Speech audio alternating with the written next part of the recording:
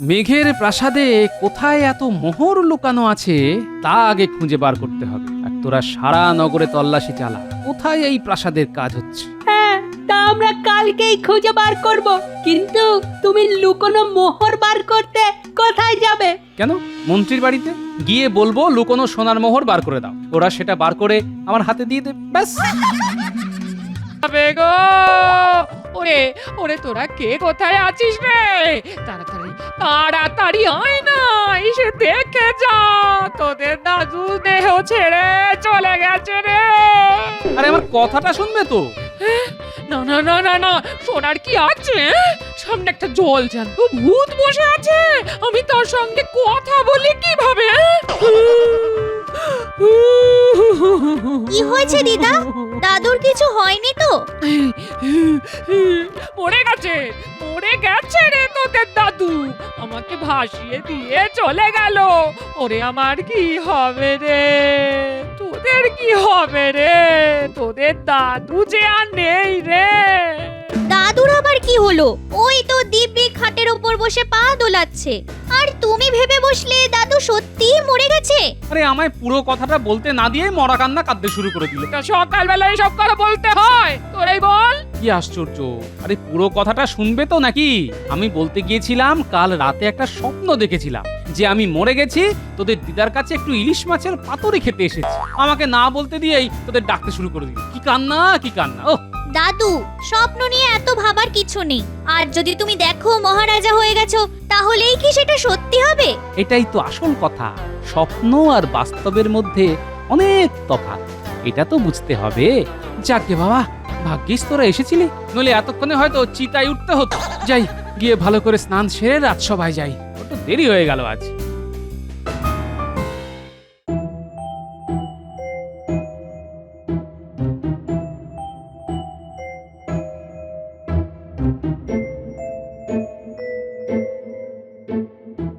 কি ব্যাপার, মহারাজের মুখে কোনো কথা নেই, সবাই চুপ করে আছে। মহারাজের কি শরীর খারাপ? না গোপাল, কাল একটা স্বপ্ন দেখে মনটা খুব মুষড়ে পড়েছে। মহারাজ, স্বপ্ন তো আমরা মাঝে মাঝেই দেখি, কিন্তু তা নিয়ে খুব একটা মাথা ঘামাই না। ওই ওই শুরু হলো গোপালের জ্ঞান দেওয়ার চেষ্টা। দেখছো মহারাজের মন খারাপ, তার উপর এত বকবক দিলে তো সবকিছু মহারাজের গুলিয়ে। না না, গুলিয়ে যাবে কেন? কাল রাতের স্বপ্নের কথাটা না আবার মনে পড়ে গেল। আহা, তেমন যদি সত্যি হতো।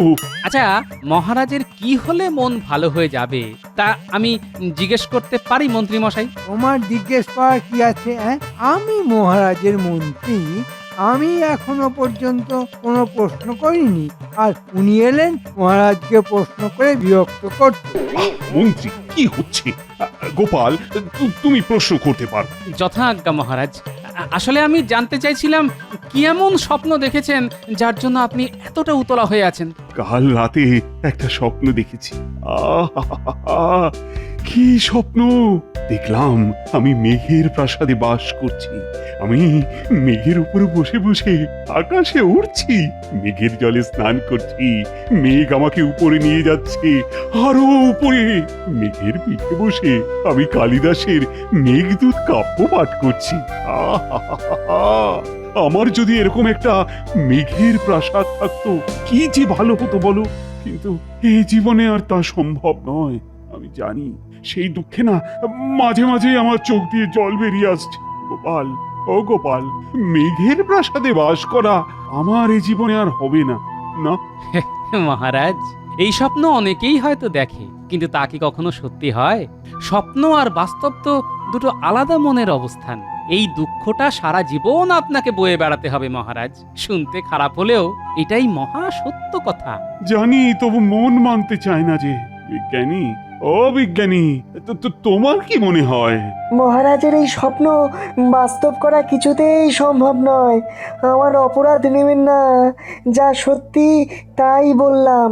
হ্যাঁ, ওই আর একজন মহাপণ্ডিত এসেছেন, এমন ভাবে কথা বলেন যেন উনি সব জানেন, আর মাসে মাসে মোটা মাসোহারা নিয়ে বিজ্ঞান চর্চার নামে ঘুমো। বলি না বলে দেওয়াটা তোমার পক্ষে খুব সহজ, কাজ করতে হবে না, আমাদের কাজ করে খেতে হয়, বুঝলে? গোপালের আদর্শ সাগরে জুটেছে, গোপাল যা বলে উনি ঠিক তাই বলে। এই মন্ত্রী, সোজা কথায় বলো তো, আমার এই স্বপ্নকে সার্থক করা কি সম্ভব না অসম্ভব? খুব সম্ভব। কেন অসম্ভব তা কি ওরা বলেছে? বলেনি, কারণ ওরা কিছুই জানে না। সব মূর্খের দলকে আপনি রাজসভায় জায়গা দিয়েছেন। এত কথার দরকার নেই। আচ্ছা, আপনি কি এই কাজটা করতে পারবেন? মানে মহারাজকে মেঘের প্রাসাদ বানিয়ে দিতে পারবেন? আমি তো এই কথাটাই বলতে চাইছিলাম। হ্যাঁ, আমি পারবো। মহারাজকে মেঘের প্রাসাদ আমি বানিয়ে দেব। সাবাস মন্ত্রী, সাবাস। আমি কারো মুখ থেকে এই কথাটাই শুনতে চাইছিলাম। গোপাল, তুমি আর বিজ্ঞানী এই বিষয়ে কোনো আর কথা বলো। মন্ত্রী যখন বলেছে ও পারবে, তখন ওর ওপরেই আমাকে আস্থা রাখতে হবে। তা মন্ত্রী, কবে থেকে তোমার কাজ শুরু হবে? একটা কথা আগেই বলে নি মহারাজ, এই কাজে খরচা কিন্তু প্রচুর, অনেক লোক লাগাতে হবে, আর কবে শেষ হবে সেটাও কথা দিতে পারছি না। একটু কিন্তু সময় লাগবে। গোপাল যেন আমায় এ ব্যাপারে প্রশ্ন করে উত্ত্যক্ত না করে। গোপাল, তুমি কিন্তু এ ব্যাপারে একেবারে চুপ করে থাকবে। মন্ত্রীকে তার কাজ করতে দিও। আজ যা চাল চেলে এসেছি না, আর তোদের ভাতের অভাব হবে না। কি চাল মন্ত্রী মশাই? মহারাজের খুব শখ মেঘের প্রাসাদে থাকবেন, মেঘের পিঠে চড়ে ঘুরে বেড়াবেন। আমি সেই মেঘের প্রাসাদ বানিয়ে দেব বলে কথা দিয়ে এসেছি। সত্যি আমাকে সেই প্রাসাদে একটা চাকরির ব্যবস্থা করে দেবেন? আমি মেঘের উপরে চেপে মহারাজের সেবা করব। আরে তুই মরকট না গাধা রে? মেঘের ওপর কোনো প্রাসাদ কখনো হয়? কোনোদিনও দেখেছিস? না, তা দেখিনি, তবে আপনি তো আর এমনি এমনি মহারাজকে কথা দিয়ে আসেননি। নিশ্চয়ই হয়, নইলে আপনি বলবেন কেন? আমি বলেছি মোহর গেড়ানোর জন্য, যার ভাগ তোরাও পাবি, বুঝলি? আমরা পাবো কেন? দেখুন, কাজ না করে রোজগার করাটা আমাদের পোষাবে না। তোরা কাজ না করলে আমি রাখি তোদের? মহারাজকে ধোঁকা দেওয়ার জন্য তোদের মাটি কোপাতে হবে। মহারাজ জিজ্ঞেস করলে বলবি মাটির তলায় ভিত তৈরি হচ্ছে, ওপরে বিরাট প্রাসাদ হবে তো তাই। খবরদার, মেঘের প্রাসাদের কথা কাউকে বলবি না, লোকে কিন্তু মহারাজের কান ভাঙাবে। সব বুঝে গেছি, আর কিচ্ছু বলতে হবে না, আপনি নিশ্চিন্তে থাকতে পারেন। আচ্ছা বিজ্ঞানী, মেঘের ওপর প্রাসাদ বানানো কি সত্যি সম্ভব? গোপাল, তোমার মতো বিচক্ষণ লোক এরকম একটা বোকার মতো প্রশ্ন আমায় করছে? না মানে আমি বিশ্বাস করি না এই কাজ সম্ভব, কিন্তু কিন্তু মন্ত্রী কি করে এত জোর দিয়ে কথাটা বললো যে এই প্রাসাদ ও তৈরি করে দেবে? নিশ্চয়ই ওর কোনো স্বার্থ আছে। তবে নজর রাখতে হবে, ঠিক সময়ে ঠিক খেলাটা খেলতে হবে। নজর কি করে রাখবো? মহারাজ তো তোমায় এ ব্যাপারে কোনো কথাই না বলতে বলেছেন। তাহলে আচ্ছা, সবকিছুই কি মহারাজকে বলে করতে হবে? ঠিক সময়ে জানালেই চলবে। আমরা তো মহারাজের ভালোর জন্যই নজর রাখার কাজটা করছি। হ্যাঁ, তুমি ঠিক কথাই বলেছ। গোপনে নজর রাখতে হবে, যাতে মহারাজ জানতে না পারেন।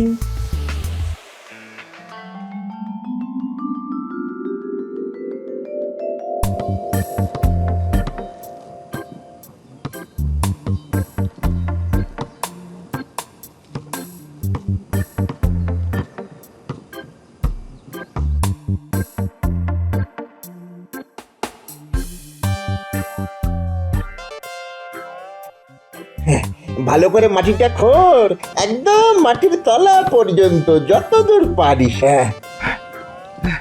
আচ্ছা, পাতালে চলে যাবো নাকি? হ্যাঁ, কিন্তু এইভাবে মাটি খুঁড়লে তো ওপরটা ফোঁপড়া হয়ে যাবে, ধস নামবে তখন। তাতে তোর কি? আমাদের কাজ দেখাতে বলেছেন, কাজ দেখাচ্ছি, ব্যাস। আমাদের কিন্তু এইখানেই থেমে যাওয়া উচিত, আর নিচে নামা ঠিক হবে না। কিন্তু মন্ত্রীকে আমাদের মোহরের ভাগ দেবে, নাকি নিজে নিয়েই কেটে পড়বে? না দিয়ে কেটে না পড়ে আবার। সে তো কেটেই পড়বে, কাজ না দেখিয়ে মোহর রোজগার করা কি ওই মহারাজের নজর এড়িয়ে যাবে? হ্যাঁ, বেটা মন্ত্রী কিন্তু ওই দেশ ছেড়ে পালাবে। কাজ আর এমনিতেই হবে না, এখানেই শেষ। আর কোথায় কাজ করবি? তুই নাকি ওই মেঘের প্রাসাদে চাকরি করবি? হ্যাঁ, মেঘের পিঠে চড়ে মহারাজের সেবা করবি? সে যখন বলেছিলাম তখন বলেছিলাম, এখন আর বলছি না। আগে মোহর, পরে কাজ। হ্যাঁ, আজ আকাশটা দেখেছেন মহারাজ? মেঘে মেঘে একাকার হয়ে আছে, কি সুন্দর তাই না? হ্যাঁ, আমিও দেখেছি কি সুন্দর মেঘের খেলা। তা মন্ত্রী, আমার মেঘের প্রাসাদ কত দূর? মহারাজ, কাজ এগোচ্ছে। এখন ভিত খোঁড়ার কাজ চলছে, সেটা দেখার কিছু নেই। যখন দেখার মতো অবস্থা হবে আমি আপনাকে তা দেখাতে নিয়ে যাব। মনে রেখো মন্ত্রী, জলের মতো মোহর খরচা হয়ে যাচ্ছে, আর কাজ যদি ঠিক মতো না হয় আমাকে প্রজাদের কাছে তার জন্য কিন্তু জবাবদিহি করতে হবে। তবে আজকেই শেষ দিন। হ্যাঁ, মোহর না পেলে আর একটাও কোদালের কোপ মারবো না। হ্যাঁ, এই আমি বলে দিলাম। না ব্যাপারটা শোন, আমরা যদি উপাস দিয়ে বেরিয়ে যাই তবে হয়তো মেঘের দেশে চলে যাব। কি মজা হবে বলতো? দেখ, আষাঢ় শ্রাবণ সব চলে গেল, আর আমরা মাটি খুঁড়েই চলেছি। এখান থেকে মেঘ দেখাই যাচ্ছে না, আর মন্ত্রী বানাবে মেঘের প্রাসাদ।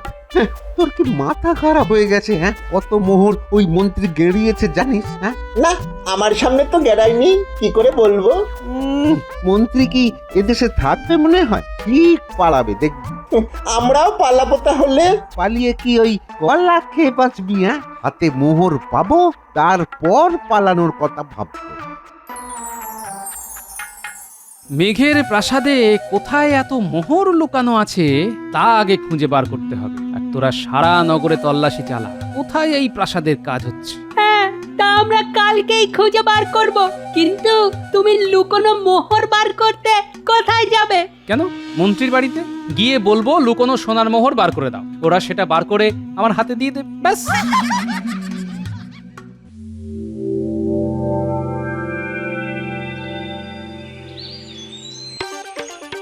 মাগো, শেষ কবে খেয়েছি মনে করতে পারছি না, একটু অন্ন জল দেবে?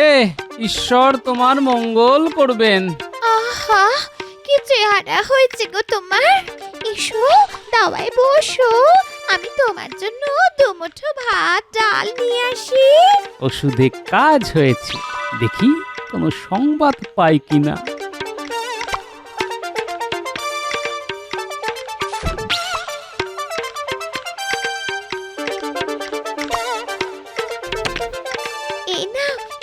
এই নাও বাবা, যতটুকু হাড়িতে ছিল সবটা দিলাম, ভালো করে পেট ভরে খেও। আর ভাত নেই না, হাড়ি একেবারে উপুর করে দিয়েছো, তাই তো? আগে হ্যাঁ বাবা, তোমার পেট ভরেনি না? আসলে অনেক দিনের খিদে তো, ওইটুকু ভাতে ভরবে কি করে? তুমি ওঠো না, আমি নতুন হাঁড়িতে ভাত বসিয়ে দিচ্ছি, নইলে এই হাঁড়ি আবার মাজতে হবে। এঁটো হাঁড়িতে ভাত আমি বসাই না, তিথি নারায়ণের মতো, তার উপর তুমি এতদিনের অভুক্ত। তুমি একটু বসো, আমি এক্ষুনি ভাত বানিয়ে আসছি, এক্ষুনি।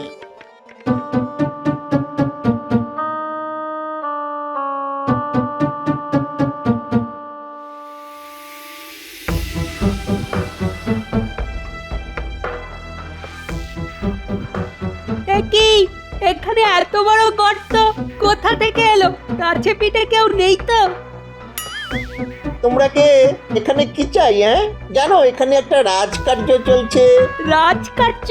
এখানে রাজকার্য তো রাজসভায় হয়, তা এখানে কি হচ্ছে? দেখো, এত কথা বলতে পারবো না, মন্ত্রীমশাই বলতে বারণ করেছেন।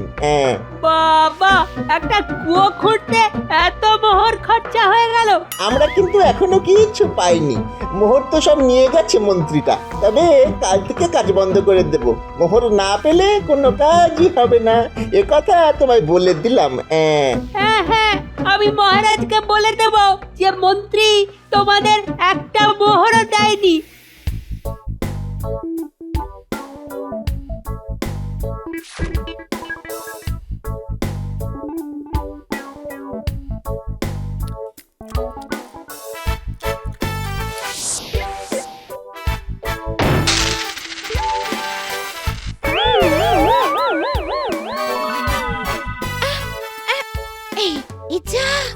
মোহরগুলো যে বেরিয়ে পড়লো, লোকটা দেখেনি তো? ভিখিরি মানুষটা মন দিয়ে খাচ্ছে, মোহরগুলো নিশ্চয়ই দেখতে পায়নি। আর দেখলেও বাকি, মন্ত্রীর বাড়িতে মোহর থাকতে পারে না।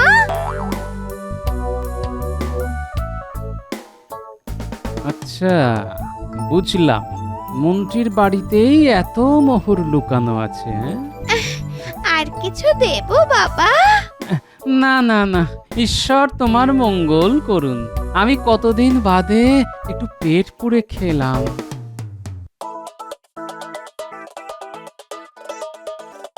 আজ নিজের চোখে দেখে এলাম দাদু, মেঘের প্রাসাদ বানানোর নামে একটা গর্ত খোঁড়া হচ্ছে, আর সেখানেই বোধহয় মোহর লুকানো আছে। না রে, মোহর আমি নিজের চোখেই দেখে এসেছি মন্ত্রীর বাড়িতে। শোনো গিন্নি, তোরাও শোন, কাল সকালে সোজা রাজসভায় গিয়ে সবাই মিলে মরা কান্না কাঁদবি, বলবি আমি মারা গেছি। মহারাজ যেন দয়া করে আমার বাড়িতে আসেন, নইলে শেষকৃত্য সম্পন্ন করা যাচ্ছে না।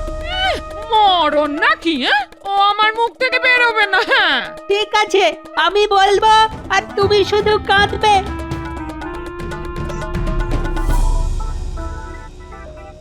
এ কি, গোপাল আজ আসেনি? কেন কেন কেন? গোপালের কিছু হয়নি তো? গোপালের আবার কি হবে? সেই পেট খারাপ হয়েছে।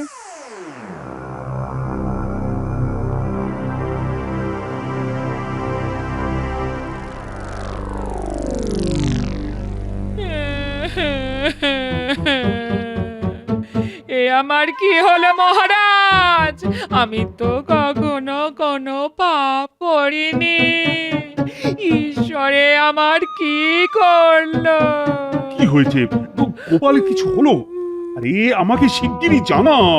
দাদু আর নেই মহারাজ, দাদু আর নেই। কাল রাতে দাদুকে কালো যেন এসে গলা টিপে মেরে গেছে। আজ সকালে দিদা তা দেখেই আমাদের খবর দিল।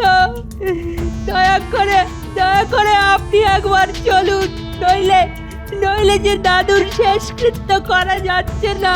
কি বলছো এসব? গোপালকে হত্যা করা হয়েছে? কারা কারা এসব করলো? মন্ত্রী, কার এত বড় সাহস যে গোপালকে হত্যা করতে পারে?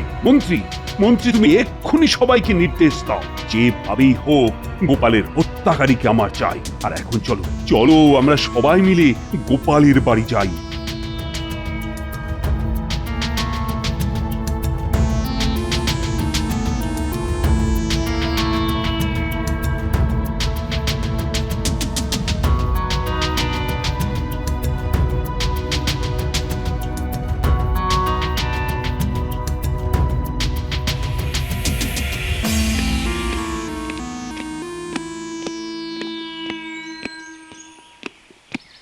মহারাজ, আমি কিন্তু আর এখানে নেই, মেঘের ওপর ভাসছি। আহা, মেঘের প্রাসাদ যে কি সুন্দর, তা কি করে আপনাকে বোঝাবো। এ কি শুনলাম, তুমি আর বেঁচে নেই? আমার সঙ্গে তুমি মশকরা করছো? মহারাজ, আপনার সঙ্গে মশকরা করার স্পর্ধা আমার নেই, কিন্তু কাল রাতে স্বপ্ন দেখলাম আমাকে কারা যেন হত্যা করে এখানে শুয়ে দিয়ে গেছে। তারা আমার খুব উপকারই করেছে। আমি এখন মেঘের প্রাসাদে ঘুরে বেড়াচ্ছি। তার মানে তুমি বলতে চাও আমি মেঘের প্রাসাদে থাকতে পারবো না? কেন পারবেন না? তবে ইহজীবনে সম্ভব নয়। আমার মতো মরে গেলে তারপর পারবেন। মহারাজ, স্বপ্ন স্বপ্নই, তা কখনো সত্য হয় না। তবে আমার এত মোহর সব কোথায় গেল? আপনি যদি আমাকে ইহজীবনে ফিরে আসার অনুমতি দেন, তো মোহর কোথায় আছে তা বলতে পারি। আমি সব বুঝে গেছি। ওঠো এবার ওঠো। সবার আগে মহারাজ, আপনার মন্ত্রীকে এক্ষুনি গ্রেফতার করুন, তার বাড়িতে তল্লাশি নিন, ভাতের হাঁড়িগুলো ভালো করে খুঁজতে বলুন, সব মোহর পেয়ে যাবেন। পেয়ারা, আগে মন্ত্রীকে এক্ষুনি বেঁধে ফেলো, তারপর তল্লাশি।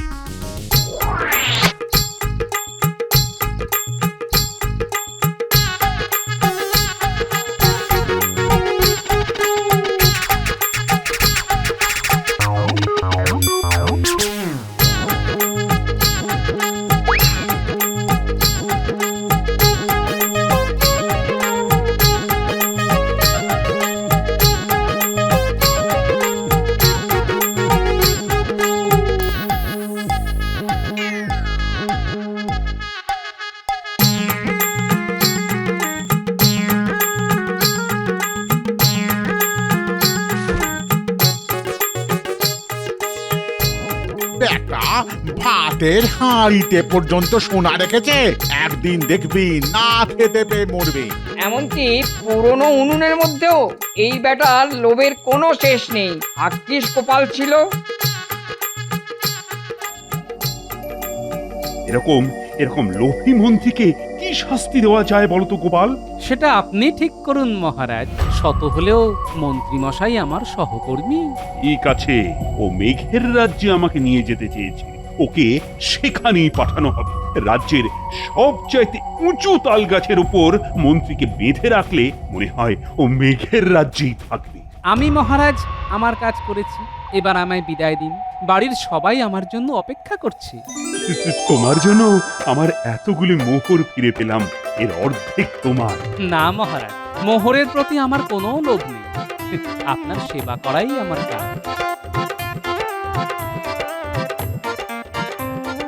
ওরে ওরে তোরা শাঁখ বাজা, বলি জ্যান্ত ভূত ফিরে এসেছে। উলুধ্বনি কর রে, ভূতের মাথা বলেই এত বুদ্ধি। জ্যান্ত হলে কি আর বাট পাট ধরতে পারত? আমি ভূত হয়ে তোমার ঘাড় মটকালে কি তুমি খুশি হতে? বালাই সৎ, তুমি ভূত হলে তো আমায় ভূতনি হতে হতো। ঘরের ভূত ঘরে ফিরে এসেছে, এর চাইতে বেশি কিছু আমি চাই না। হ্যাঁ